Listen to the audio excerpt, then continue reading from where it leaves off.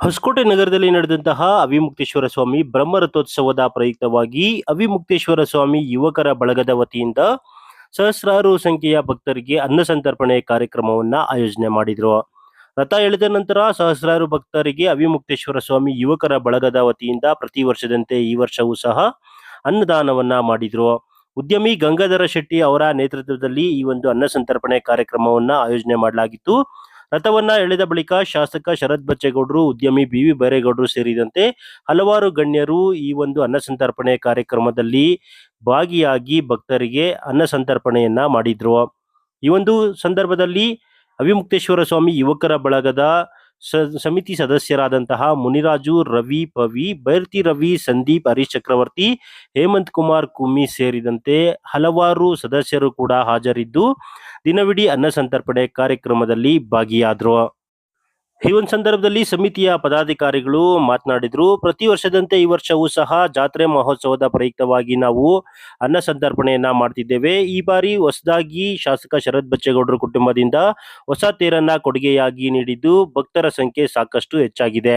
ಅಷ್ಟೇ ಅಲ್ಲದೆ ಈ ಒಂದು ಕಾರ್ಯಕ್ರಮಕ್ಕೆ ಶ್ರೀ ಪ್ರಣವಾನಂದಪುರಿ ಮಹಾಸ್ವಾಮೀಜಿಗಳು ಸಹ ಆಗಮಿಸಿ ಅನ್ನ ಸಂತರ್ಪಣೆ ಕಾರ್ಯಕ್ರಮದಲ್ಲಿ ಭಾಗಿಯಾಗಿರುವುದು ಸಂತಸ ತಂದಿದೆ ಅಂತ ತಿಳಿಸಿದ್ರು. ಸರ್, ನಮ್ಮ ಮೊದಲಿಗೆ ಹೊಸಕೋಟೆ ತಾಲೂಕಿನ ಸಮಸ್ತ ಜನತೆಗೆ ಅವಿಮುಕ್ತೇಶ್ವರ ಸ್ವಾಮಿ ಬ್ರಹ್ಮರಥೋತ್ಸವ ಹಾಗೂ ದ್ರೌಪದ ಮಾದೇವಿ ಕರಗ ಮಹೋತ್ಸವದ ಶುಭಾಶಯಗಳನ್ನು ಕೋರಲು ಇಚ್ಛಿಸುತ್ತೇನೆ.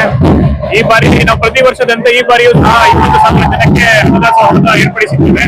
ಪ್ರತಿ ವರ್ಷದಂತೆ ನಾವು ಇದೇ ಸಲ ಮಾಡ್ತಿದ್ದೀವಿ. ಈ ಸಲ ಏನು ವಿಜೃಂಭಣೆ ಅಂತ ಹೇಳಿದ್ರೆ, ನಮ್ಗೆ ಹೊಸ ತೇರನ್ನು ಮಾನ್ಯ ಶಾಸಕರು ಹಾಗೂ ಬೆಂಗಳೂರಲ್ಲಿ ಕುಟುಂಬದವರು ಮಾಡಿಕೊಟ್ಟಿದ್ದಾರೆ.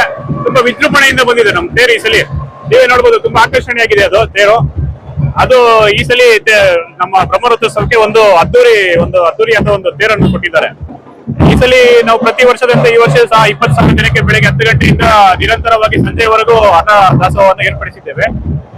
ನಾನು ಈ ಮೂಲಕ ನಮ್ಮ ತಂಡದವರು, ನಮ್ಮ ಅಣ್ಣ ತಮ್ಮಂದರಿಗೆ ಇದಕ್ಕೆ ಪ್ರೋತ್ಸಾಹ ನೀಡಿದಂತ ನಮ್ಮ ಅಣ್ಣ ತಮ್ಮಂದರಿಗೆ ಧನ್ಯವಾದಗಳನ್ನು ಕೊಡಲು ಇಚ್ಛಿಸುತ್ತೇವೆ. ತುಂಬಾ ಹಳ್ಳಿಗಳಿಂದ ಇದು ನಮ್ಮ ಹೊಸಕೋಟೆಯ ದೊಡ್ಡ ಹಬ್ಬ. ಇದು ಪ್ರತಿ ವರ್ಷ ನಡೆಯುವಂಥದ್ದು. ಪ್ರತಿ ಹಳ್ಳಿಗಳಿಂದ ಜನ ಬಂದಿರ್ತಾರೆ.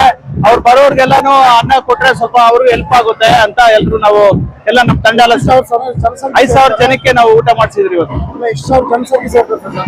ಲಕ್ಷಾಂತರ ಜನ ಸೇರ್ತಾರೆ. ಎಷ್ಟೊಂದು 25,000 ಜನಕ್ಕೆ ಊಟ ವ್ಯವಸ್ಥೆ ಮಾಡ್ಕೊಂಡಿದ್ದೀರಾ?